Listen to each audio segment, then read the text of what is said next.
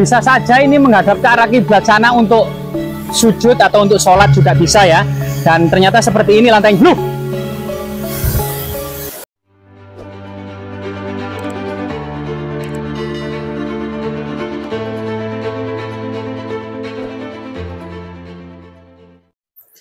Pemirsa, kali ini kita terus menyibak peradaban-peradaban yang ada di pedalaman hutan ya.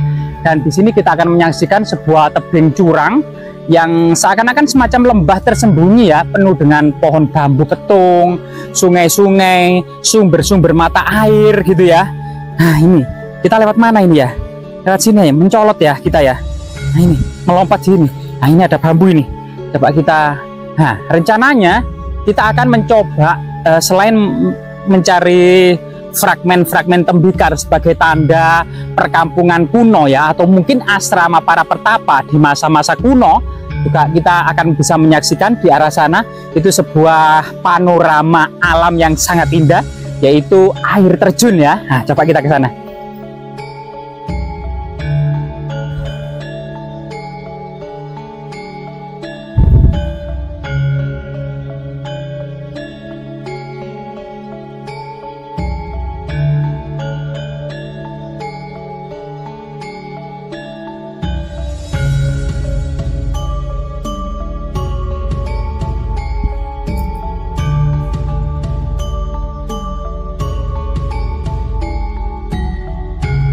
Jadi gelondongan kayu juga cukup banyak ya, sebagai kemudian aktivitas alami pelapukan ya, karena pohon-pohon ini juga tumbuh, kemudian berkembang tinggi besar, kemudian juga mati ya, sebagaimana kehidupan ini juga seperti itu, ada kelahiran, ada pertumbuhan, ada perkembangan, dan juga ada kemudian penuaan dan menuju kematian ya. Nah disitulah kemudian peranan hutan di masa-masa kuno itu cukup signifikan ya, karena memang pada masa kuno itu masyarakat, terutama pada masyarakat Majapahit, menjadikan gunung-gunung yang ada di selatan ibu kota Majapahit yang ada di Trowulan seperti Gunung Anjasmara, Gunung Welirang, Arjuna, Penanggungan, ini seperti asrama-asrama para pertapa, guna kemudian menyempurnakan tahapan hidup yang keempat, yaitu catur asrama ya. Catur asrama yang pertama adalah brahmacarin, usia anak-anak mencari ilmu sebanyak-banyaknya. Grihasta, tahapan berumah tangga. Wanaprasta, pergi ke hutan meninggalkan kehidupan duniawi untuk menemui para pertapa dan memperdalam dharma ya, ke asrama sampai kemudian tahapan yang keempat yaitu sunyasa, fokus meditasi guna persiapan menjemput moksa. Nah, kita lanjutkan perjalanan kita.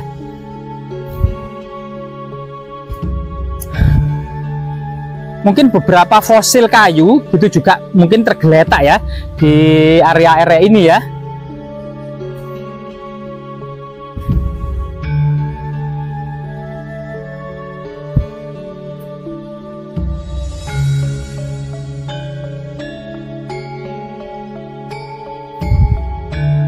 Jadi batu-batu yang bersifat andesit yang keras gitu ya, mungkin juga terbentuk karena aktivitas vulkanik di masa purba, terutama memang terbentuknya gunung-gunung ini sekitar 60 juta tahun silam dari muncul ya pengangkatan aktivitas vulkanik dan tektonik dari dasar laut, kemudian muncul ke permukaan laut ini mulai tahun 60 juta tahun silam ya. Ketika dinosaurus punah sebelumnya itu kemudian muncul gugusan-gugusan gunung api dari dasar laut membentuk Pulau Jawa, Sumatera, dan pulau-pulau yang ada di Nusantara lainnya.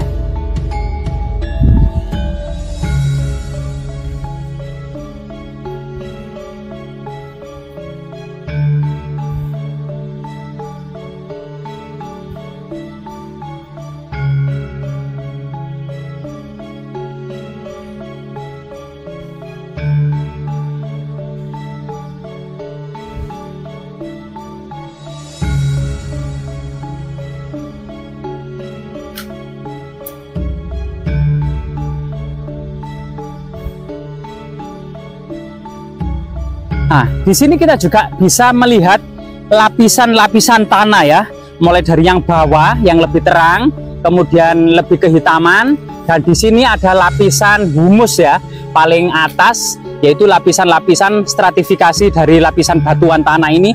Yang paling atas inilah yang kemudian penuh dengan akar-akar, humus, atau pelapukan-pelapukan dedaunan ya, dan pepohonan-pohonan ini. Ini lapisan yang paling subur. Kemudian lapisan batuan-batuan yang terbentuk sekitar jutaan tahun silam ya. Jadi ini adalah stratifikasi. Termasuk sebenarnya peradaban. Di Mojokerto ini banyak juga situs-situs yang ternyata tumpang tindih. Mulai dari abad ke-10 Mas Ampu Sindok, ternyata di atasnya ini ada kemudian peradaban Majapahit, kemudian peradaban setelahnya, dan peradaban setelahnya, tumpang tindih seperti itu ya biasanya. Nah, inilah salah satu stratifikasi peradaban pada masa lalu.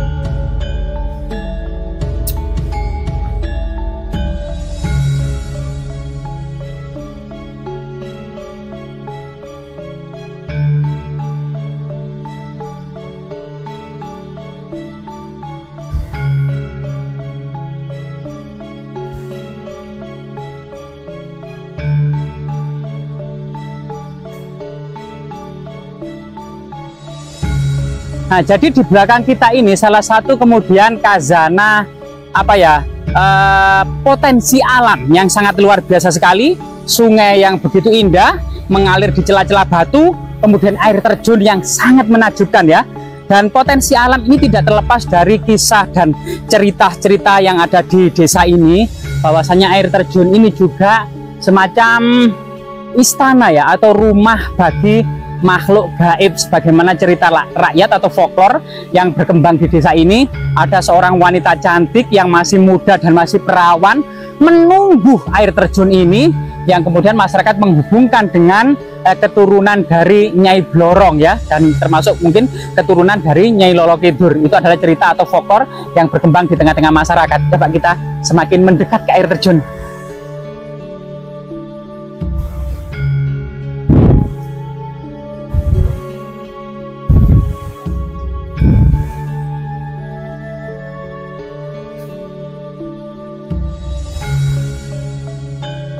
Oh, ini mungkin pancuran ini ya. Coba. Aduh. Mancur. Ternyata sumber mata airnya cukup banyak ya. Ada pancuran yang ternyata airnya itu sangat dingin ya. Nah, sangat dingin dan sangat jernih sekali.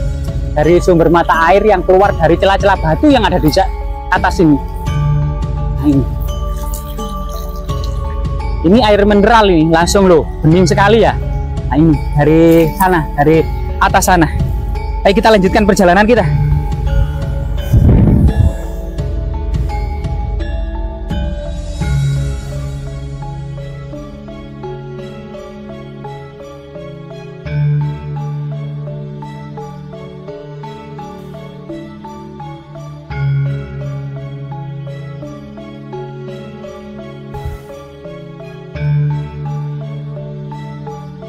Masyarakat sendiri mengenalnya sebagai Coban Waru ya, yang di masa lalu pernah diduga di sini itu penuh dengan tanaman pohon waru. Ya, di sini banyak anak yang bermain di sini pada masa lalu, yang juga bekas pemukiman kuno ya, atau perkampungan kuno, yang memang kebutuhan air bersih untuk kehidupan masyarakat kuno itu juga sesuatu yang sangat vital.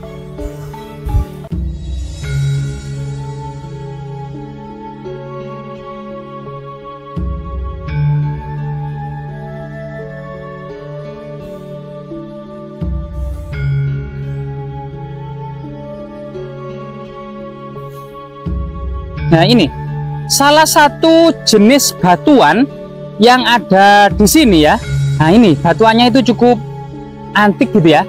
Banyak kandungan-kandungan mineralnya ya, mineral batuan yang berwarna putih. Nah, ini. Nah ini mungkin teman-teman geologi ini bisa cek gitu ya, ini jenis batuan apa dan apakah yang ini ada unsur emasnya ya. Nah ini. Nah ini kayak ada emas-emasnya ini ya di dalam batuan putih ini ya. Karena biasanya urat emas itu merupakan batuan putih yang mengandung emas ya. Nah ini mungkin teman-teman geologi mungkin bisa menjadi semacam apa namanya kajian ya.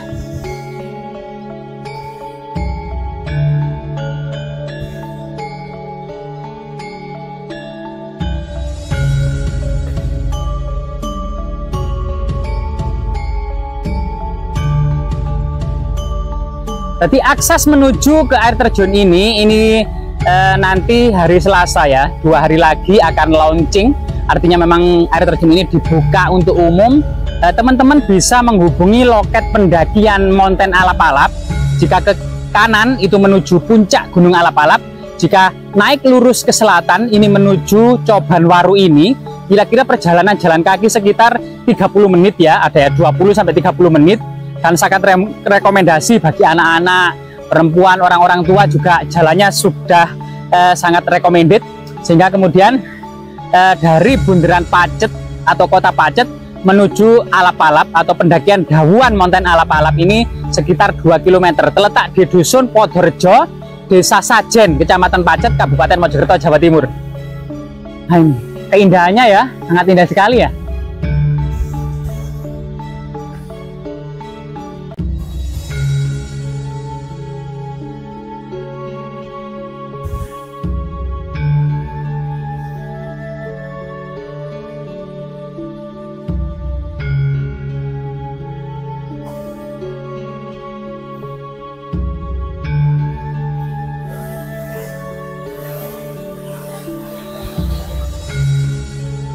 Ada area yang cukup luas.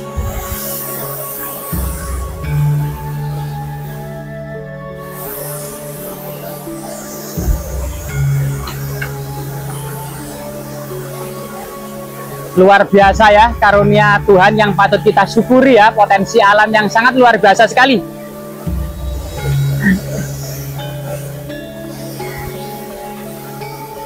Rahayu, rahayu, rahayu.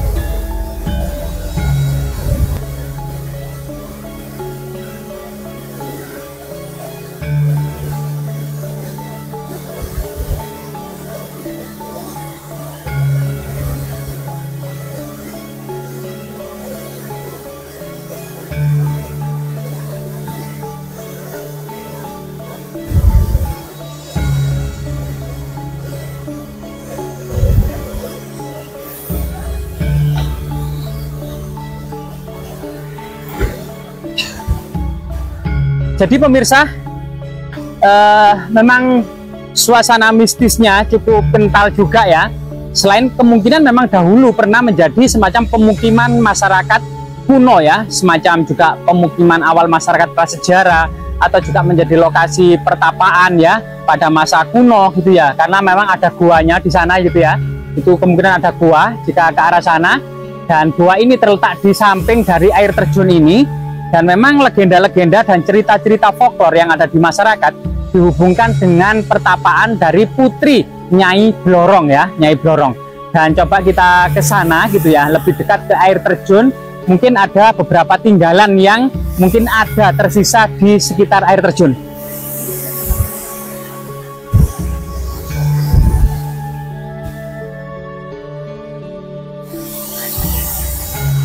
Nah, jika kita lihat ya, di antara tanah-tanahnya ini ada banyak sekali fragmen tembikar kuno ya.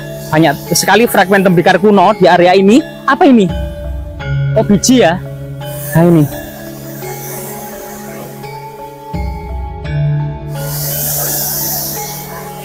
Nah, ini mungkin fosil kayu ya, untuk duduk mungkin ya, menikmati keindahan pemandangan air terjun yang ada di sana.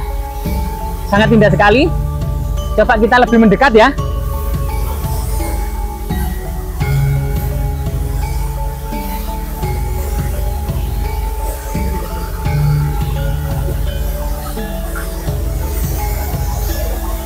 Nah, ini seperti fosil ya, fosil kayu yang cukup lama ini.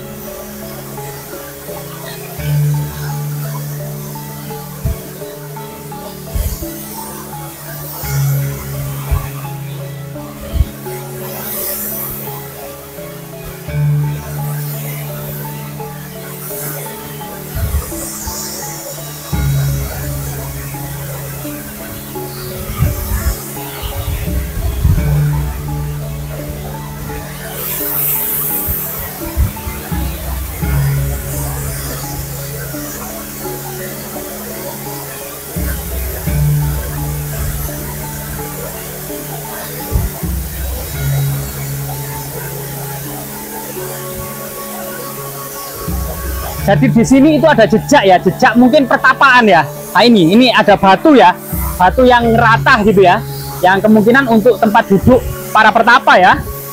Nah, ini mungkin, nah seperti ini ya. Ini sangat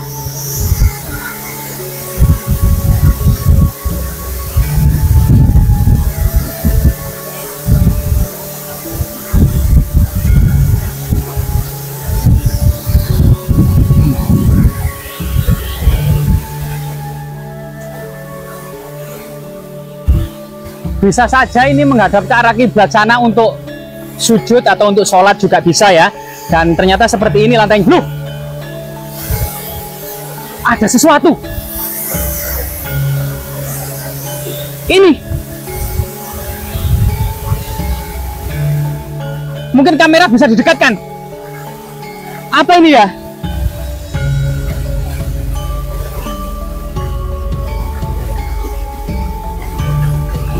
Mungkin emas ya.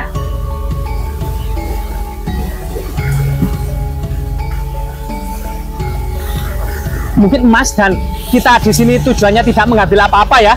Biarkan saja di sini ya. Biarkan di sini saja. Mungkin itu emas dari peninggalan-peninggalan, atau mungkin juga kategori anu ya.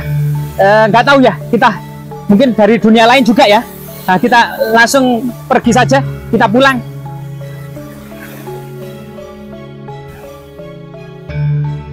Jadi memang sebagian besar masyarakat di sini juga merupakan gerbang gaib menuju ke semacam istana Ratu Kidul, dan di sini mungkin ya ada benda-benda peninggalan leluhur kita atau semacam mungkin emas yang itu mungkin saja menipu kita, menjebak kita ya.